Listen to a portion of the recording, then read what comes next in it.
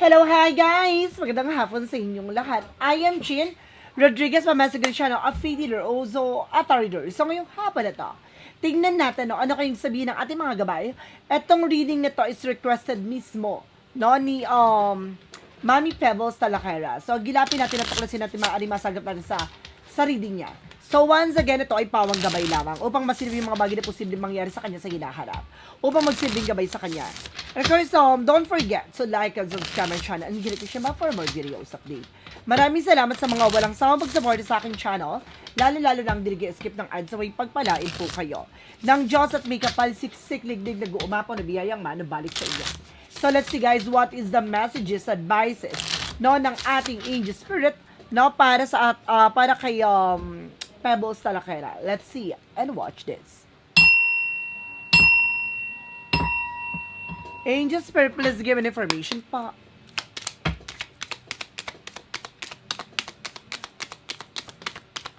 Okay, so there's an Ace of Pentacles. Wow, there's something gonna be big opportunities coming in. So may mga opportunities na darating sa kanya. There's something a big shot, no? There's some big material offer. Ooh, may offer. Let's see, additional messages. And of course, something with a 2 of swords, something decision. So, nagkakaroon siya ng difficult decision dito. Nahihirapan siya mag-decide.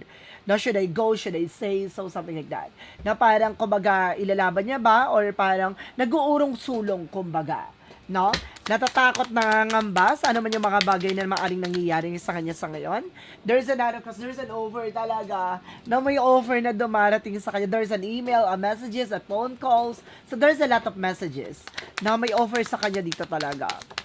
And there's something at 10 of Pentacles. So, there's something about sa long-term success. So, mayroon dito pang matagalan ng tagumpay.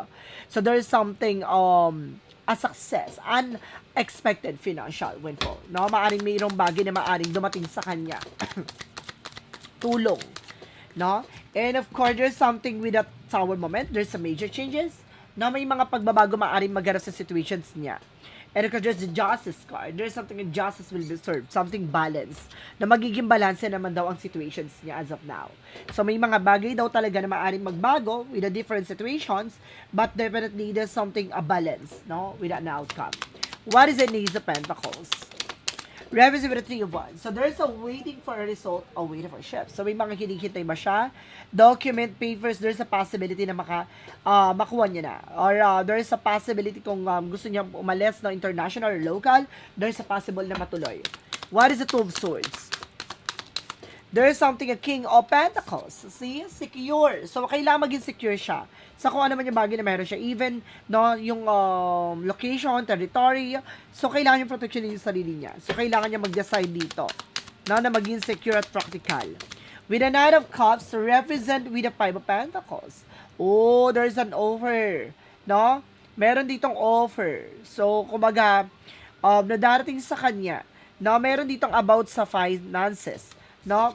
Kumbaga, meron ditong about sa financial law. So, financial difficulties. So, may mga maaaring maranasan siya ditong kagipitan or maaaring may ipit siya sa situation about sa finances. What is the 10 of Pentacles? Represent with the 4 of Wands. Celebration. Homecoming. So, talaga meron ditong long-term success na pagdating sa kanyang family or pagdating sa kanya. No, maaaring meron ditong maaaring umuwi siya, no, from their family, or meron dito parang gustong-gusto niya nang umuwi sa pamilya niya. Something like that. Now, what is the tower moment? There is a 10 of Swords. Sabotage. Ay, may sumisira sa kanya dito or may gusto sa kanya magpabagsak. The 10 of Swords, something sabotage. With the tower moment, something chaos or pagkasira, pagkaguho. No? Mag-ingat siya. There's something distraction there with at the same time. Na may distraction daw ako nasa-sense dito. Na parang pinapakita na parang meron taong mag-ingat lang siya sa pagkakatiwalaan niya dahil maaaring sabotayin siya. Or maaaring meron dito mag-betray sa kanya. Just being aware. What is additional messages with the Justice card? Bago itong barahan natin guys, perfect siya in fairness. With the 5 of Swords. Meron daw ditong gigisay sa sariling mantika. So there's something a balance. So, regarding sa situations niya, magkakaroon ng balance at meron daw ditong gigisay sa sariling mantika. So, sino man ng taong gumagawa ng hindi maganda sa kanya, ano man yung plano no, towards him or her, no? Kumbaga, sinasabi dito na gigisayin daw yon, na makukuha niya yung justice. And there's something, a balance, no? What is additional? May consequences daw eh. Something like that. Na parang may karma. So, kumaga, there's something spiritual protections, no? Kumbaga, meron ditong, kung ano man yung bagay na gagawin sa kanya, there's something bounce back. What is additional messages? With the Ace of Pentacles, there is the Three of Wands. Represent with a Hierophant. For, there is a religious factor or religious group. There is an offer with a big shot, a big money. So, may malaking offer sa kanya tong religious factor na to. No? So, may mga hinihintay lang. What is the Two of Swords? Because the King of Pentacles. With the Six of Pentacles. So, there's something giving and receiving. There's a supported balance. So, magiging practical ba siya this time? So, magiging balance siya? Or magiging, kumbaga, mas magiging mahigpit siya this time? So, magiging balance daw eh. No, magtutuloy-tuloy din daw ang kanyang situations. No? There's something support. With the Queen of Swords, clear the boundaries. So, kailangan niya, no? Kumbaga, linisin, no? Ano man yung bagay na hindi nakakatulong sa situations niya. No, parang, kumbaga, meron siyang mga pinagkakaabalahan na hindi naman, kumbaga, nakakatulong, no, sa kanya, kailangan niya iwasan yan. And of course, there's something, the Sun card, with a pure positive outcome. So, magiging maganda, no, ang situations niya regarding even sa family niya. No, kumbaga, magiging maayos daw. No, at talagang, there's a sun for a rise. No, parang pinapakita dito, naliliwanag, lilitaw, na maaaring makakamtan niya rin at makakasama niya rin yung pamilya niya. No? Sooner or later. What is the Tower moment? The Ten of Swords represent with the Four of Cups, with the Four of Swords. So, meron daw dito guys, no, magkakaroon daw ng sleepless anxieties. Yung taong may balak na sumira sa kanya. Ibig sabihin, nagkakaroon ng back and forth yung feelings niya. So, parang urong-sulong din yung tao na yun. So, ibig sabihin kung tatraidorin niya ba to, or, kumbaga, maging aware lang. Lumabas na naman tong traidor na to ha. With the Ten of Cups. Now, there's something in the happiness. Magiging masaya daw ang kanyang family. At magiging masaya ang situation siya dito. No? Meron daw isang pamilya dito na parang gigisahin sa sariling mantika the way na parang, kumbaga, gumagawa ng hindi maganda towards him or her, no? Kumbaga, meron talaga ditong parang gigisahin. No? Or maaaring ginisa na. Now, what is the additional messages for the outcome? For the outcome, represent with the Eight of Pentacles. No, just focus. Mag-focus siya sa ginagawa niya. No, mag-focus siya sa kung ano man yung bagay na alam niya makakatulong sa kanya. And of course, there's something, the Devil card. So, mag-ingat siya dito, ha?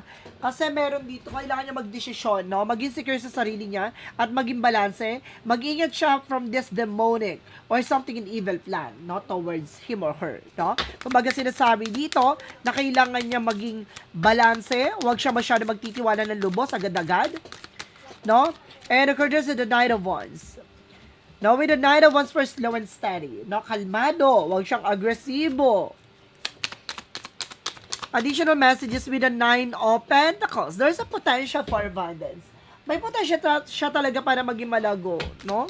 Kumbaga, magiging maayos daw talaga ang situation niya with the Three of Cups. Not, may third party. Ibig sabihin dito, there's a friend of yours. Ibig sabihin, may kakilala siya, kaklose niya na maaaring traidorhin siya. Pero nagkakaroon ito ng back and forth. So, ibig sabihin daw na parang, kumbaga, susubukan itong traidorin to si Madam Pebbles, no? Kumbaga, susubukan yung traidorin to, pero nagkakaroon ng parang doubt or fear yung tao na yon. And there's something, the Kingman. There's something stuck. So, ibig sabihin dito, kumbaga itong pamilya na to na stuck na sa situations. No, kung sino man yung may balak sa kanya na hindi maganda, there's something karma. Kinarma agad. Or maaaring ka karma hina as of now. Spicy. Love it. So, may family talaga. It's not, kumbaga, only one family, no? It's more than. No? Marami siya. So, marami siyang, kumbaga, familia na maaaring related dito sa situations niya, maaaring kakarmahin. No? Not just once, there's more. Ganun. Let's see additional messages. About naman sa kanyang situations, no, regarding sa kanyang security or seguridad. No? Ano yung eksena pagdating sa life? Sa buhay? Now, there's a Six of Swords. There's a Six of Swords. Kailangan niya lumipat ng lugar. No? Kasi parang natitiktikan na siya dito. And there's something in never. So, very mature and not being grounded. So, meron daw dito nagmamanipulate, nagko-control. With the Six of Cups. There's something related, something connected sa kanya. So, meron talaga ditong something familiarity. So, ibig sabihin, meron daw nakatuklas o nakatumbok ng lugar niya or meron taong nakapunta sa location niya na pinagkatiwalaan niya but definitely, kung maglaro sa backstabbing. So, kaya na mag-ingat, no? So, let's see additional messages. Ano maaaring mangyari or maganap sa situations niya? Kasi, kumbaga marami talaga siyang tinitirada o binibirada talaga sa eksena. Let's see. I-clarify natin ano yung magiging outcome niyan. Now, of course, there's something an 8 of cups. Ay, meron daw ditong kumbaga, there's something moving forward. So, unti-unti na raw nakaka-move on, makaka-recover sa situations niya. And the star card, something healing. So, wag siya mag-alala. No, ano naman yung bagay or priorities na tinututukan niya as of now, kumbaga, there's something na may magandang ibubunga or may magandang idudulot yon. So, maging magandang dahilan. Now, there's a hermit card, there's a spiritual enlightenment. So, siya yung magsisilbing liwanag sa lahat. So, kumbaga, yun niya, voice out, no? Talagang nilalabas niya naman yung bagay na kanya nalalaman sa likod nito. Kumbaga, unti-unti na rin daw makaka-record at makakamuban. Hindi mo ba napapansin, Madam Pebbles? Lahat ng mga, kumbaga, may kinalaman sa likod nito. Kumbaga, hindi man siya direct, no? Agad-agad na kumbaga, nasusukol sa sitwasyon, inuunti-unti sila. Diba? Hindi mo napapansin. Kumbaga, unti-unti sila nakakalas. No? There's something, agad purpose, no? Kumbaga may mga purpose sa ang ating Panginoon, no? Hindi niya ilalagay yung bagay na yon, no, na alam niya makakalusot sa eksena. So, ilalagay niya yung tao na yon na alam niya mahihirapan makawala sa eksena. So, ibig sabihin nun, ang paggisa sa sariling mantika, dun mismo sa kanilang bunganga manggagaling at magsasag. Kumbaga, maggagaling at talaga mabubulaga. Diba? Kumbaga, kalma-kalma. Kumbaga, kung ano man yung bagay na maaring ipinaglalaban niya sa ngayon, so darating talaga yan sa takdang panahon. So, guys, let's see. Additional messages tayo. No? Additional messages. Ano pa yung maaaring mangyari or maganap sa situations niya? Additional messages. With a Four of Cups. Basta pag-isipan niya mabuti about action and decision. With something evaluation or analyzation. And there's something a Chariot card. So, there's something in action movement. So, kailangan talagang mag-take ng actions, ha? Kailangan niya talagang lumipat ng lugar. With a Two of Pentacles, no? There's something a balance. So, kailangan niya mag-balance dito. And of course, there's something a Page of Cups, something fishy. So, may malansang isda talaga nakaalingasaw. So, meron ditong parang plano towards him or her, no? Kumbaga, sinasabi dito na kailangan niya maging aware. With the securities, let's see. Oh, there's something, a solution. No, there's something formula. So, may solution talaga. No, there's something intuition, makinig siya sa gut feeling niya, sa nararamdaman niya. So, talagang inilalatag talaga sa kanya yung mga bagay na karapat-dapat para sa kanya. Kumapit siya. Ang ganda na reading, may fairness mo, madam, ha? What is the chakra messages? Wisdom, enlightenment. Wow! So, magkakaroon ng clarity or kaliwanagan sa situations na to. Kailangan lang talagang baguhin yung perspective, mindset, ganon, with a renewal. So, marirenew talaga. So, magiging maayos at magiging malaya siya. At magiging back to normal din ang kanya situations. Others in pace. No, sinusubukan siyang harangin. No, hadlangan.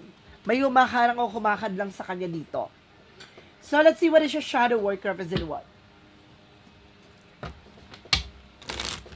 From the shadow work represent what? Represent what? There's something journey inward. See? The path to enlightenment start within you. So, see? Ang kaliwanagan, ang daan tungo sa kaliwanagan ay magsisimula sa kanya. So, ganun yun. Ayan ah. So, kumaga, talaga makakarating siya sa rurok, no, ng kanyang tagumpay. Ganun. What is the what lies in it? We share the future. Ano yung maaaring mangyari or maganap sa hinahanap niya? Ano yung maaaring masilip natin? Keeping your secrets. Oh, police. Now, there's a fake friends. So, mag-ingat siya. There's something secrets. Na may sikreto daw dito, and there's a fake friends. Ito yung sinasabi ko kanina pa, na mayroon ditong peking kaibigan na parang kung mag-i-frame up siya, na mag-ingat siya, there's something police. Ganon. Ha? Mag-ingat siya, may frame up ako na si sense dito. Mag-ingat siya, aware. No? So, madam, maraming salamat po, Mami Pebbles Salakera, for this wonderful reading. I hope nakatulong ako sa reading mo, ha? Pasensya na. No? Dahil medyo maiksi ang reading natin, no? Kasi marami naka-line up, no, na reading, no? I hope nakatulong ako sa reading mo. Maraming salamat po. And of course, don't forget to like and subscribe my channel and hit ko siya for more videos update. Maraming salamat sa mga walang sawang mag-support sa akin channel. Lalo-lalo na ang dinig-skip ng ads away pagpalain kayo ng Diyos at may kapal siksik digdig nag-uumapaw na biyayang manabalik sa inyo. Maraming salamat. See you in the next video. Bye-bye and babush.